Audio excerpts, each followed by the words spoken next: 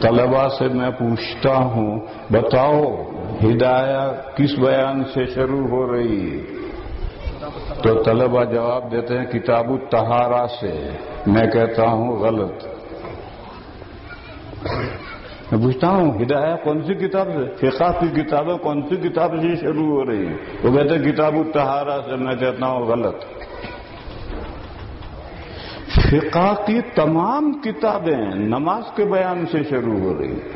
الصلاۃ عماد الدین، دین کا سارا مدار نماز پر ہے، اور فقہ کی تمام کتابیں نماز کے بیان سے شروع ہو رہی ہیں۔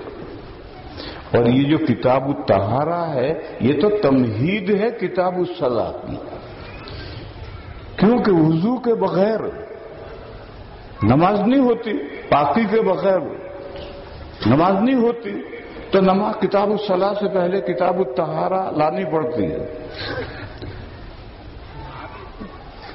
وضو کے بغیر نماز نہیں ہوتی۔ دو شخص بھاگے بھاگے مسجد میں پہنچے، جماعت ہو رہی تھی، تو آپ پہلی رکعت تھی، جلدی سے دوڑ کر رکوع میں شریک ہو گئے۔ نماز پوری ہوئی، سلام پھیرنے کے بعد ایک نے دوسرے سے کہا اللہ کا فضل ہے کہ ہمیں نماز مل گئی، اگر ہم وضو کے چکر میں پڑھتے تو نماز نہ ملتی۔ جماعت مل گئی، وضو کے چکر میں پڑھتے تو کہاں سے جماعت ملتی؟ تو یہ تو بندے ہیں، باقی وضو تو شرط ہے، اس لیے طہارتوں کا بیان، طہارت کا نہیں طہارتوں کا بیان پہلے تمہید میں لایا جاتا ہے۔ اسی طریقے پر اگر ہم طالب علموں سے میں پوچھتا ہوں بخاری شریف کس بیان سے شروع ہو رہی ہے، وہ کہتے ہیں وحی کے بیان سے۔ پہلا باب یہی ہے کیف کان بدء الوحی الی رسول اللہ صلی اللہ علیہ وسلم، وحی کے بیان سے۔ میں کہتا ہوں غلط۔ ارے بخاری شریف ایمان کے بیان سے شروع ہو رہی ہے، کتاب الایمان سے شروع ہو رہی ہے۔ دین دو چیزوں کا مجموعہ ہے، عقائد اور اعمال۔ اسلامی عقائد کو دل سے قبول کرنے کا نام ایمان ہے۔ جو اسلامی عقائد ہیں، جو دین ان کو دل سے، سچے دل سے قبول کرنے کا نام ایمان ہے۔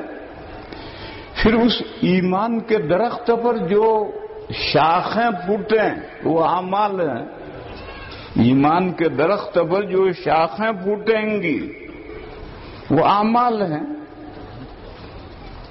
بس اصل اصول ایمان ہے، اور شاخیں اعمال یہ اس کی فرع ہیں۔ امام بخاری علیہ الرحمہ نے بخاری شریف کتاب الایمان سے شروع کی ہے اور کتاب الایمان پر ختم کی۔ آخری کتاب ہے کتاب التوحید۔ توحید اور ایمان ایک ہی چیز ہے، اور ایمان کے لیے توحید کا لفظ تفنن، انداز بدلنے کے لیے دوسرا لفظ استعمال کیا ہے، ورنہ کتاب الایمان اور کتاب التوحید ایک ہی چیز ہے۔ ایمان سے شروع کیا، ایمان پر ختم کیا، اور تمام اعمال، اخلاق وغیرہ کے احکام بیچ میں لائے، اور اشارہ کیا کہ اعمال کے لیے ایمان کا اقتران شرط ہے۔ ایمان کے اقتران کے بغیر کوئی عمل معتبر نہیں ہے۔ اقتران مانے ملا ہوا ہونا، ساتھ ساتھ ہونا۔ ایمان کے ساتھ ساتھ اعمال کے ساتھ ساتھ ایمان کا ہونا ضروری ہے، ورنہ کوئی عمل معتبر نہیں ہے۔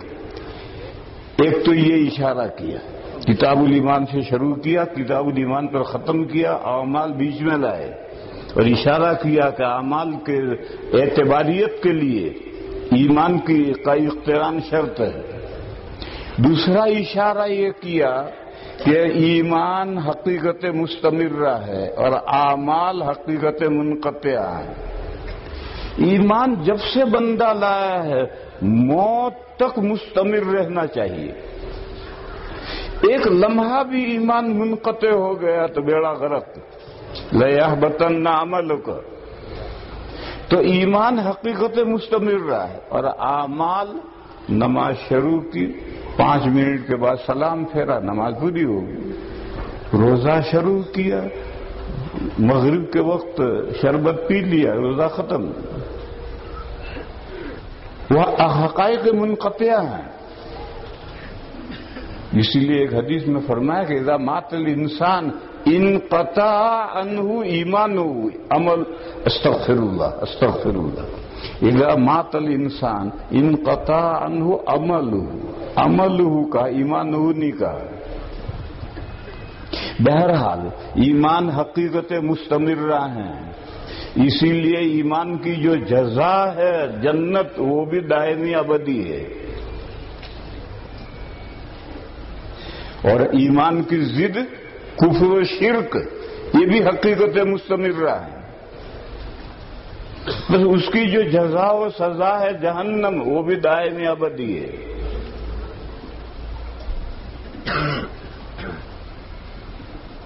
اور مومن کے اعمال صالحہ ایمان کے تابع ہوں گے، اس کی جزا بھی ابدی ملے گی۔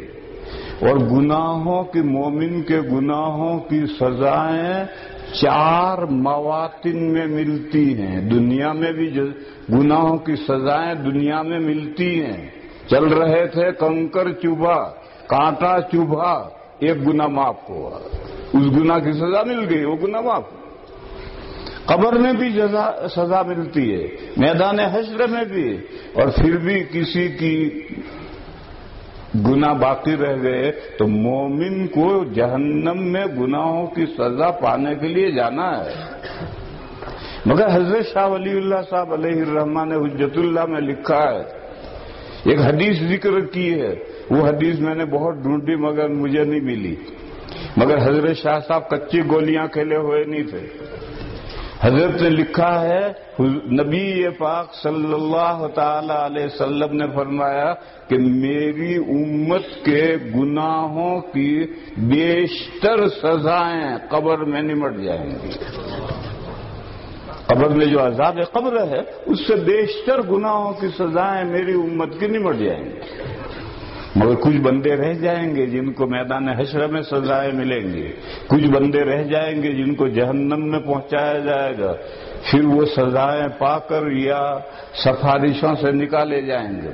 بہرحال مومن کے نیک کام ایمان کے تابع، اور اس کی جزا جنت میں تا ابد ہے۔ اور گناہ ایمان کے تابع نہیں ہو سکتے، وہ ہم جنس نہیں ہیں۔ پس گناہوں کی سزا 4 مواطن میں، 4 جگہوں میں، دنیا میں، قبر میں، حشر میں اور آخرت میں ملیں گے۔ اور کافر کی سزا جہنم، یہ ابدی سزا ہے، کیونکہ کفر و شرک حقیقت مستمرہ ہے، کنٹینیوس، مستمرہ مانے کنٹینیوس چلنے والی حقیقت۔ اور کافر کے جو گناہ ہیں وہ اس کے کفر و شرک کے تابع کر دیے جائیں گے، اور اس کی سزا اسے جہنم میں ملے گی تا ابد۔ اور کافر نے جو نیک کام کیے ہیں اس کی جزا بھی ان 4 مواطن میں ملے گی۔ دنیا میں حدیث میں ہے کہ کافر کو اس کی نیکیاں دنیا میں کھلا دی جاتی ہیں، اس کی نیکیوں کا بدلہ دنیا میں دے دیا، پھر قبر میں اس کی نیکیوں کا فائدہ پہنچے گا یا نہیں، حشر میں اس کی نیکیوں کا فائدہ پہنچے گا یا نہیں پہنچے گا، مجھے نہیں معلوم، میرے پاس کوئی دلیل نہیں ہے، لیکن جہنم میں فائدہ پہنچے گا۔ اور جب جہنم میں فائدہ پہنچے گا تو حشر میں اور قبر میں بھی پہنچے گا۔ حدیث ہے، حضرت عباس رضی اللہ تعالیٰ عنہ جو چچا ہیں، انہوں نے حضور سے پوچھا، یا رسول اللہ، ابو طالب نے آپ کے لیے سینہ سپر ہو گئے تھے اور ہر طرح سے آپ کی حفاظت کی ہے، تو کیا انہوں نے جو نصرت کی آپ کی، اس کا کچھ صلہ ان کو آخرت میں ملے گا؟ حضور نے فرمایا، ہاں ملے گا۔ جہنم میں ان کو صرف آگ کے 2 چپل پہنائے جائیں گے، بس اس کی وجہ سے ان کا دماغ ہانڈی کی طرح کھولے گا۔ یہ حدیث ہے۔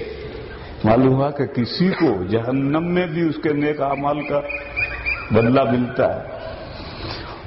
حشر میں اور قبر میں میرے پاس کوئی دلیل نہیں، اس لیے میں کچھ نہیں بول رہا، لیکن دنیا میں تو حدیث ہے کہ کافر کو اس کی نیکیوں کا صلہ دنیا میں کھلا دیا جاتا ہے۔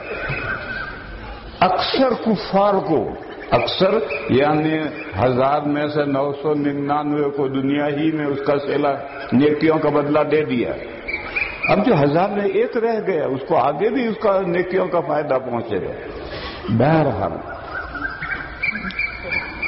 امام بخاری علیہ الرحمہ کتاب الایمان لائے اور کتاب الایمان پر کتاب ختم کی، اشارہ کیا کہ یہ حقیقت مستمرہ ہے، اور بیچ میں اعمال لائے اور اشارہ کیا کہ اعمال کی صحت کے لیے ایمان کا اختیار ضروری ہے۔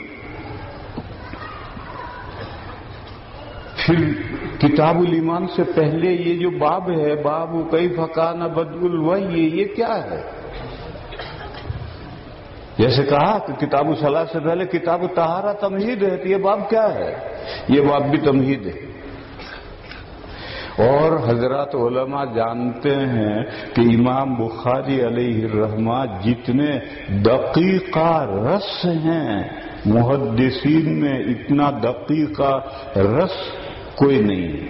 دقیقہ رس، دقیقہ مانے باریک بات، باریک بات، اور رس مانے پہنچنے والا، باریک بات تک پہنچنے والے دقیقہ رس امام بخاری علیہ الرحمہ جتنے دقیقہ رس ہیں، کوئی محدث اتنا دقیقہ رس نہیں۔